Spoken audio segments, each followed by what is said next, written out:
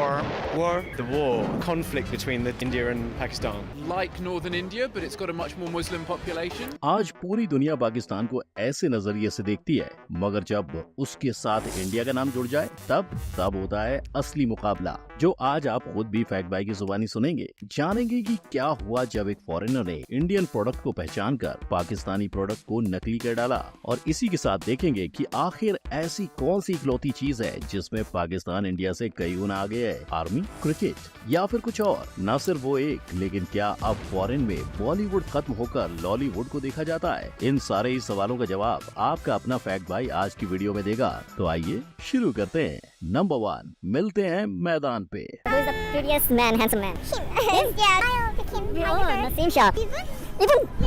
यानी कोरिया की क्यूट लड़कियों को पाकिस्तानी मुंडे ज्यादा अच्छे लगते हैं, राइट? वहीं अपने इंडियन प्लेयर्स, क्या दुनिया उन्हें भाव नहीं देती? वेल, इंडियन प्लेयर्स के दीवाने सिर्फ इंडिया में नहीं है, उन पर दुनिया भर की लड़कियां लट्टू हैं। तभी तो विराट कोहली को 2018 में एशिया के हॉटेस्ट मैन की लिस्ट में शामिल किया गया है। यानी पाकिस्तान और इंडिया के प्लेयर्स की बात की जाए तो कोई रिजवान का फैन है तो कहीं खुद पाकिस्तानी लड़कियां विराट पे मरती हैं। तो अगर आपको इन तीनों में से किसी एक को डेट करने का मौका मिले तो किसे करेंगे? विराट कोहली से विराट कोहली। और जब दोनों ही टीम्स एक साथ आ जाएं, तब एशिया कप 2023 की मैच में 2 करोड़ 80 लाख लोगों ने मिलकर इस मैच को OTT पर देखा था। इनफैक्ट डिज्नी हॉटस्टार पर कभी कोई मैच इतना नहीं देखा गया था। जलवा है हमारा। भारतीय खिलाड़ियों की तारीफ तो कई इंटरनेशनल प्लेयर्स भी करते हैं, और शायद यही वजह है कि जब ICC ने 2023 में टीम ऑफ द ईयर का ऐलान किया, तब रोहित शर्मा को कैप्टन बनाया गया और एक भी पाकिस्तानी खिलाड़ी उस लिस्ट में नजर नहीं आ पाया। वो ना हो, इंडियन प्लेयर्स न सिर्फ मैदान पे पर दुनिया भर में भी पाकिस्तानी प्लेयर से ज्यादा बेहतर हैं। इसका जीता जागता सबूत विराट कोहली के इंस्टाग्राम के फॉलोअर्स हैं। नंबर 2, सिनेमा की दुनिया। जहां इंडिया में बड़े मियां छोटे मियां जैसी फिल्में आसानी से 100 करोड़ रुपयों का आंकड़ा पार कर जाती हैं, वहीं पाकिस्तान के लॉलीवुड का क्या? उन्हें 100 करोड़ पार करने की आजादी से 2023 तक रुकना पड़ा। जी हाँ, मौलाना जट पहली ऐसी पाकिस्तानी मूवी है जिसने 100 करोड़ रुपए देखे। मगर जहाँ बॉलीवुड सबसे ऊपर छाया है, क्या वही झंडा हमने बाहर भी लहराया है? हम इंडिया की ओर देखें उससे पहले जानते हैं कि बाकी देशों में लॉलीवुड को कैसे देखा जाता है। जब पाकिस्तान की वॉर मूवी रिलीज हुई, तब कुछ अमेरिकन ने मिलके उसके ओपनिंग सीन को देखने का फैसला लिया।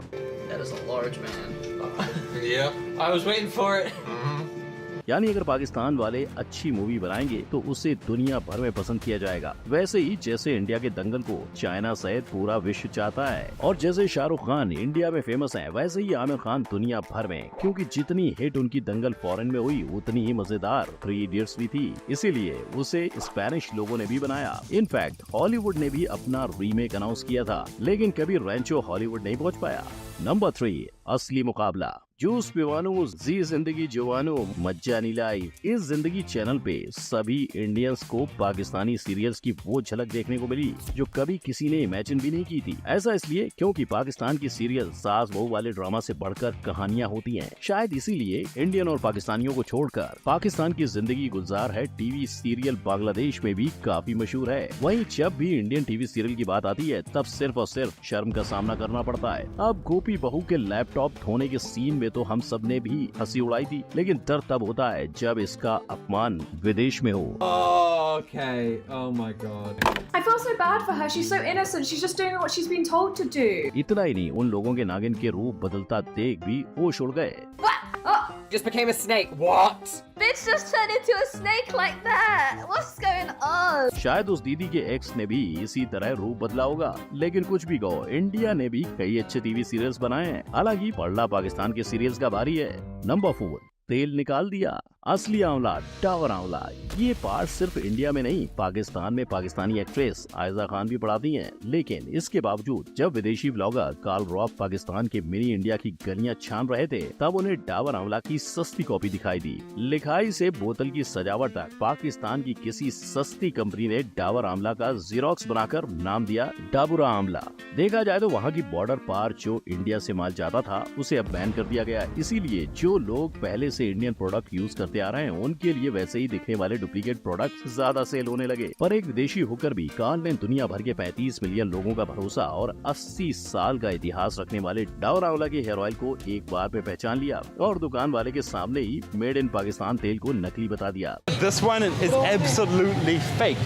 नकली है। लेकिन कार्ल यही नहीं रुके, उन्होंने इंडिया के तेल की तारीफ में उसे असली भी कहा। ये वाला असली है हिंदुस्तान से। पर जितने खुश वो थे उतने दुखी ये भाई साहब थे जिन्हें पक्का पाकिस्तान की नकल पकड़े जाने का गम था।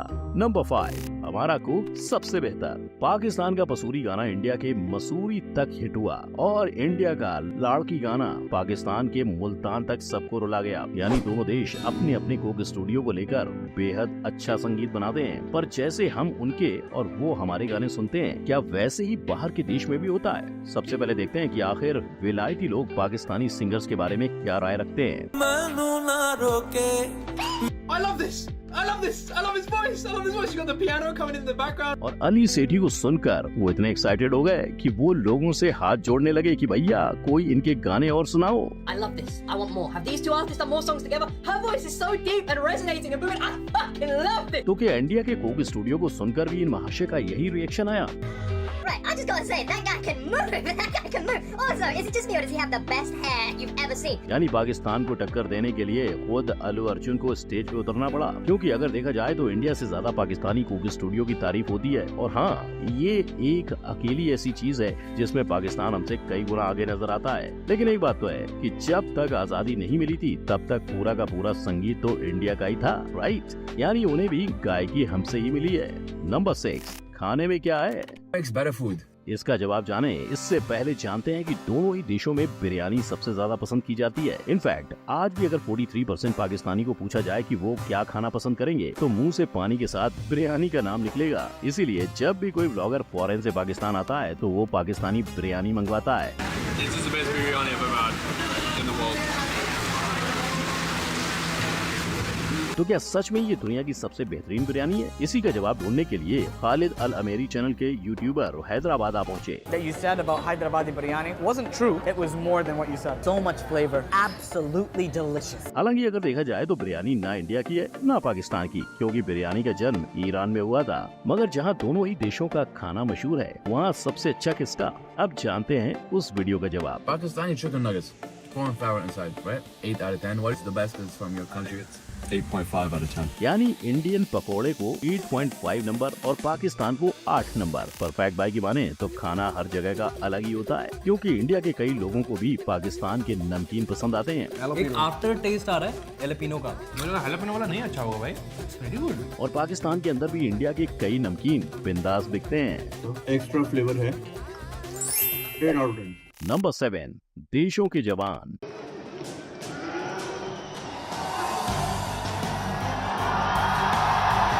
बाघा बॉर्डर पे इंडिया और पाकिस्तान की आर्मी का आमना सामना होना अपने आप में काफी रोमांचक है, क्योंकि इतिहास में अब तक दोनों ही देशों की कई बार जंग हुई, लेकिन जीत हमेशा भारत की हुई। पर मुकाबला टक्कर का है। इस वजह से डेनमार्क की एक यूट्यूब चैनल ने दोनों ही देशों की आर्मी को कंपेयर कर डाला। सबसे पहला था दोनों ही देशों की वर्ल्ड आर्मी रैंक, जिसमें इंडिया का रैंक था 4th और पाकिस्तान का रैंक था 7th। और शायद ये इसलिए क्योंकि इंडिया ने अपनी आर्मी के लिए काफी ज्यादा बजट बनाकर रखा है। तो जब भी अपने जवानों को पूछा जाएगा हाउस द जोश, तब उनका जवाब हमेशा हाई सर ही होगा।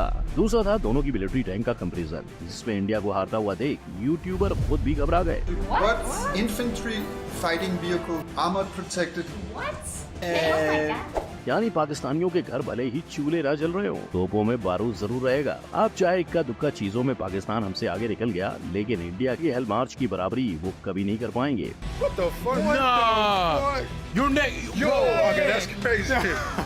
तो सुनो गौर से दुनिया वालों, सबसे आगे होंगे हिंदुस्तानी। नंबर 8, गलत जवाब। 1965 का वॉर इंडिया नहीं पाकिस्तान जीता था और पूरा इंडिया पाकिस्तान के कब्जे में चला गया था, पर दरिया दिली दिखाते हुए पाकिस्तान ने जीता हुआ सारा हिस्सा इंडिया को वापस लौटा दिया। ना ना ना, ऐसा हम नहीं, पाकिस्तान की स्कूल बुक्स में लिखा हुआ है। सोचो एक फॉरेन पाकिस्तानी टेक्स्ट बुक पढ़ने के बाद क्या सोचेगा, क्योंकि यही पाकिस्तानी टेक्स्ट बुक्स बच्चों को सिखाती हैं कि मूर्तियों की पूजा करने वाला काफिर कहलाता है। मेरे अपने ही भांजे ने मतलब स्कूल में उसको पढ़ाया गया कि काफिर का मतलब बुतों की पूजा करने वाला। 8th स्टैंडर्ड के बच्चों की बुक्स में तो इंडियंस को ही धोखेबाज कहा जा रहा है। मकसद ये था कि किसी न किसी तरह अंग्रेज की गुलामी से निजात मिले, लेकिन हस्बे आदत हिंदू ने मुसलमानों के साथ हर जगह धोखा किया। पाकिस्तान की फेमस मैगजीन डॉन ने एक रिपोर्ट तैयार किया था जिसमें उन्होंने 100 से भी ज्यादा टेक्स्ट बुक को छाना और स्कूल में जाकर स्टूडेंट और टीचर्स से मशवरे किए। लेकिन भाई लोग, इंडिया में आपको ऐसे एक भी एजुकेशन बुक नहीं मिलेगी जिसमें हमने पाकिस्तान के बारे में कुछ गलत कहा है। प्रॉब्लम ये नहीं कि वो इंडिया को नीचा दिखा रहे हैं, प्रॉब्लम ये है कि वो अपने बच्चों को गलत सिखा रहे हैं। सोचो, ऐसे गलत हिस्ट्री पढ़कर अगर कोई बच्चा विदेश पढ़ने गया तो वहाँ जाकर उसकी हालत कैसी होगी। इस मुद्दे पर फैक्ट बाई ने एक पूरी वीडियो बनाई है, उसे देखने के लिए आई बटन पर क्लिक करें। वीडियो अच्छी लगी हो तो लाइक, कमेंट, शेयर और सब्सक्राइब करना ना भूलें। हम मिलेंगे अगली वीडियो में, तब तक के लिए गुड बाय, जय हिंद।